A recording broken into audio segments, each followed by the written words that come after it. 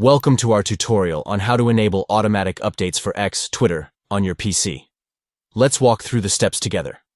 To begin, open the Microsoft Store app on your computer. You can do this by clicking on the Start menu and searching for Microsoft Store. Next, locate the Account menu within the Microsoft Store app. Click on the three horizontal dots located at the top right corner to access the Account menu. Within the Account menu, find and select Settings from the options available.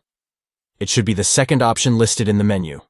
Once you are in the Settings section, look for the option that allows you to manage app updates.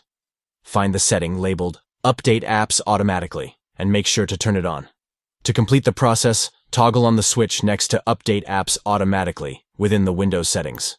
By doing this, you are ensuring that automatic updates for X, Twitter, are activated on your PC.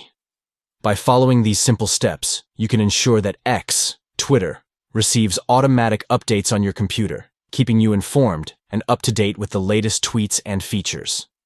Thank you for watching our tutorial. If you found this information helpful, please consider liking and subscribing for more tech guides and tutorials.